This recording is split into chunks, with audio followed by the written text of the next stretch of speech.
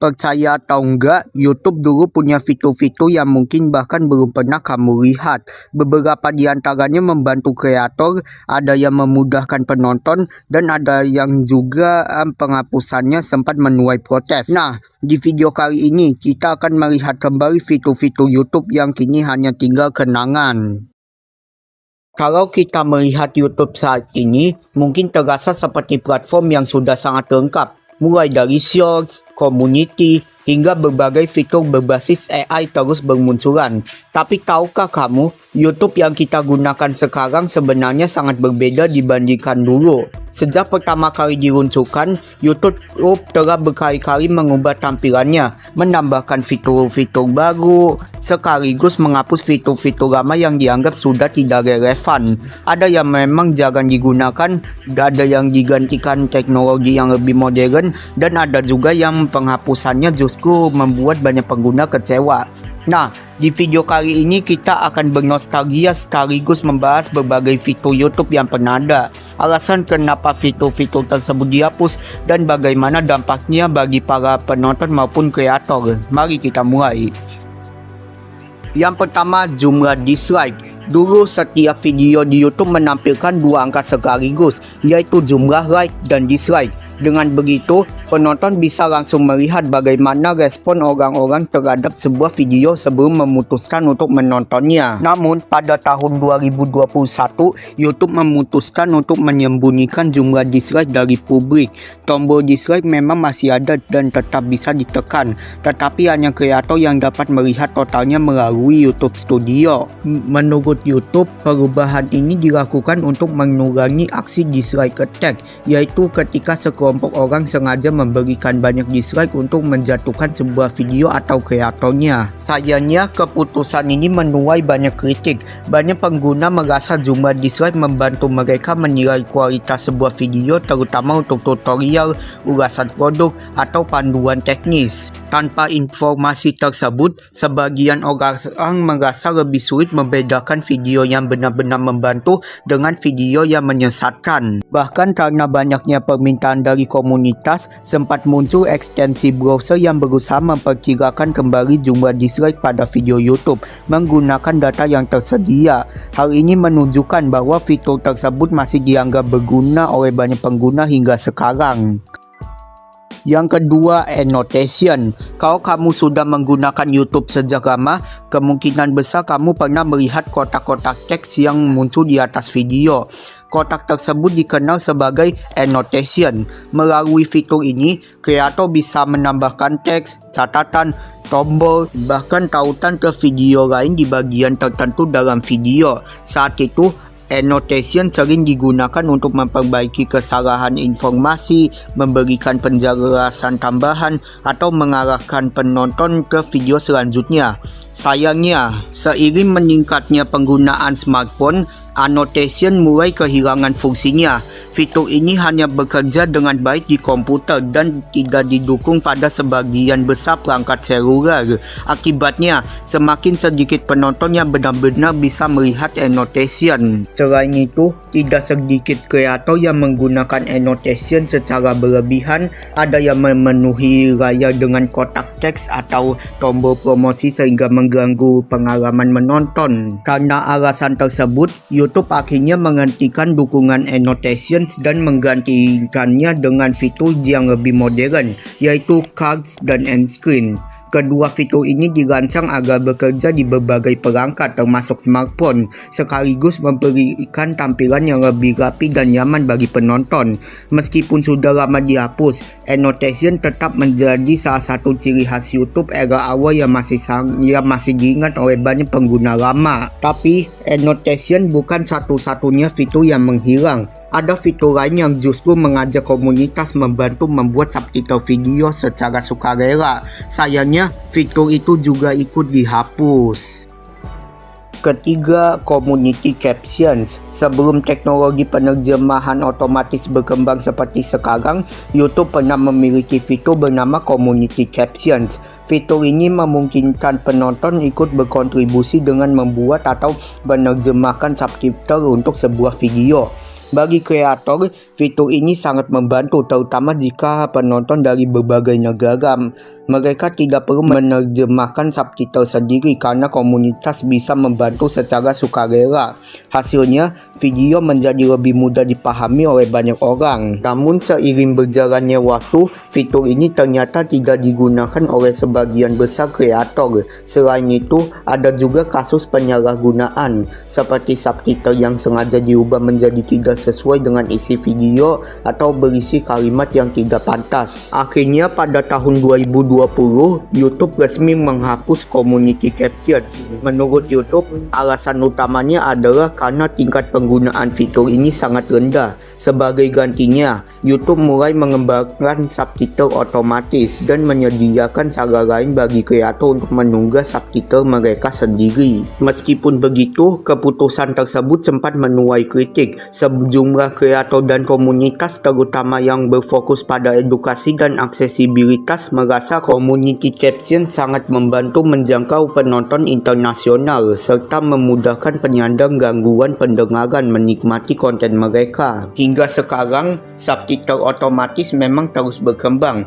Namun bagi sebagian orang, hasil buatan manusia tetap dianggap lebih akurat dibandingkan subtitle yang dibuat secara otomatis. Kalau fitur sebelumnya membantu penonton memahami isi video, fitur berikutnya justru dibuat agar kreator bisa berbagi momen singkat kepada para subscriber. Sayangnya, nasibnya juga tidak bertahan lama.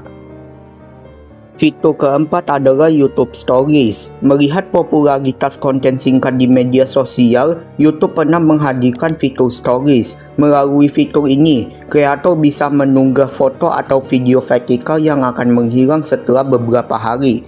Mirip dengan konsep Stories di platform lain kayak Instagram, TikTok, Facebook. Nah, itu ada Stories ya. Tujuannya adalah agar kreator bisa berinteraksi dengan penonton secara lebih santai. Misalnya, membagikan aktivitas sehari-hari, memberikan kabar terbaru, atau mengumumkan konten yang akan datang tanpa harus membuat video panjang. Namun, fitur ini tidak pernah benar-benar populer di YouTube. Banyak penonton lebih memilih menonton video biasa, sementara kreator juga sudah terbiasa menggunakan platform lain untuk membagikan konten seperti ini. Akhirnya, pada tahun 2023, YouTube resmi menghentikan fitur Stories. Sebagai gantinya, YouTube mendorong kreator untuk menggunakan post di tab Community dan YouTube Short yang dinilai lebih efektif untuk berinteraksi dengan penonton maupun menjangkau audiens baru. Meskipun usianya tidak terlalu panjang, YouTube Stories menjadi salah satu contoh bagaimana tidak semua fitur yang sukses di platform lain akan berhasil ketika diterapkan ke YouTube. Kalau Stories gagal menarik perhatian banyak pengguna, fitur berikutnya bahkan lebih tua lagi. Fitur ini memungkinkan pengguna membalas sebuah video bukan dengan komentar, melainkan dengan video baru. Kelima, video response. Jauh sebelum fitur short atau kolaborasi seperti sekarang, YouTube pernah memiliki fitur bernama video response.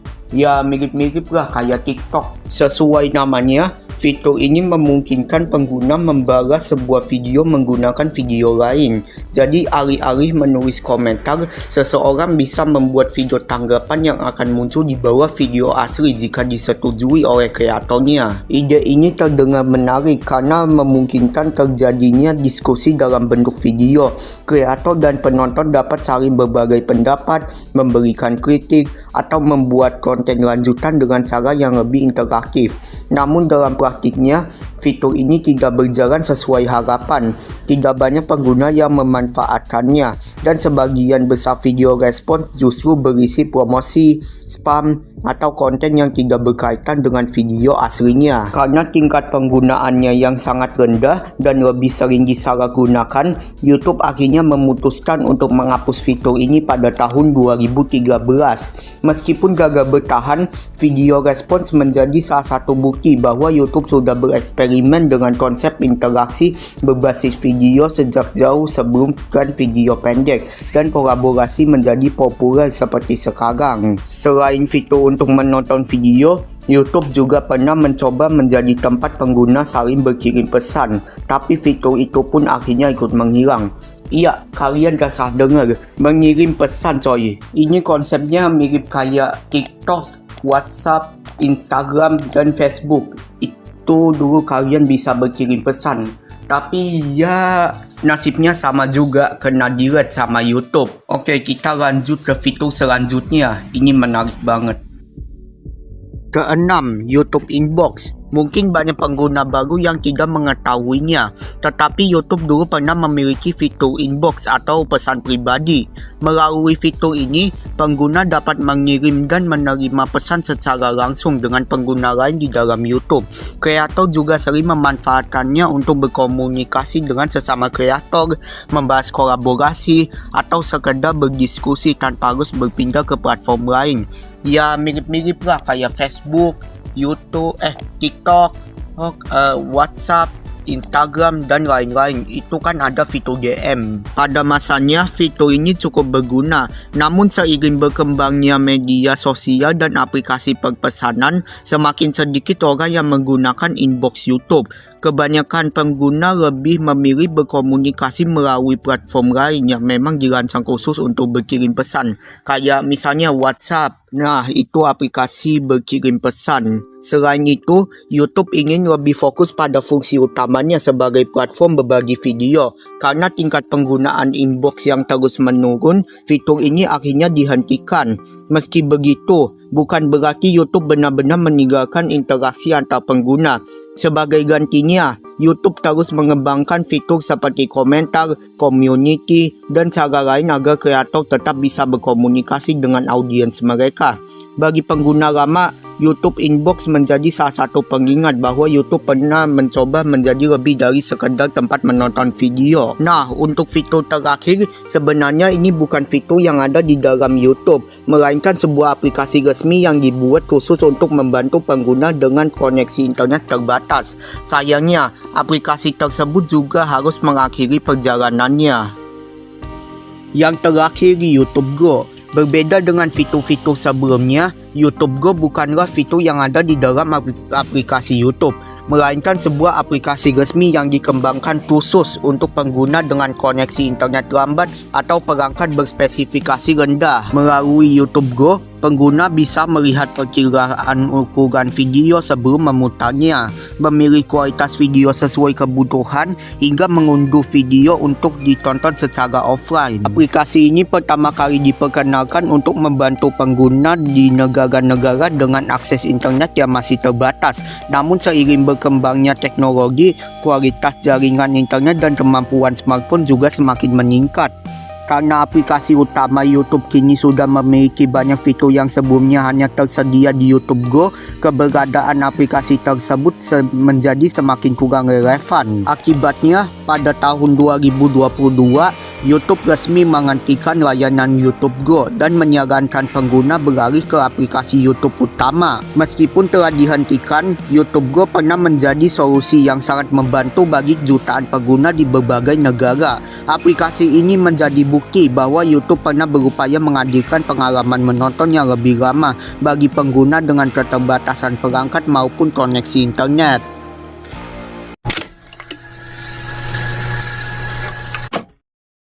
Itulah beberapa fitur YouTube yang pernah hadir, tetapi kini sudah resmi dihapus. Setiap fitur memiliki cerita yang berbeda. Ada yang dihilangkan karena jarang digunakan, ada yang digantikan oleh teknologi yang lebih modern, dan ada juga yang penghapusannya masih menjadi perdebatan hingga sekarang. Perubahan seperti ini menunjukkan bahwa YouTube terus berkembang mengikuti kebutuhan pengguna dan perkembangan teknologi. Meski begitu, tidak semua perubahan tersebut disambut dengan baik. Beberapa fitur justru masih dikenal dan dirindukan oleh banyak orang karena dianggap lebih bermanfaat dibandingkan penggantinya. Nah, menurut kalian, dari semua fitur yang kita bahas tadi, fitur mana yang paling kalian rindukan? Atau mungkin ada fitur YouTube lain yang pernah ada tetapi belum sempat kita bahas di video ini? Tulis pendapat kalian di kolom komentar ya. Kalau kalian menikmati video seperti ini, jangan lupa tekan tombol like dan subscribe agar tidak ketinggalan pembahasan menarik lainnya seputar dunia teknologi dan internet. Terima kasih sudah menonton, sampai jumpa di video berikutnya. Bye bye.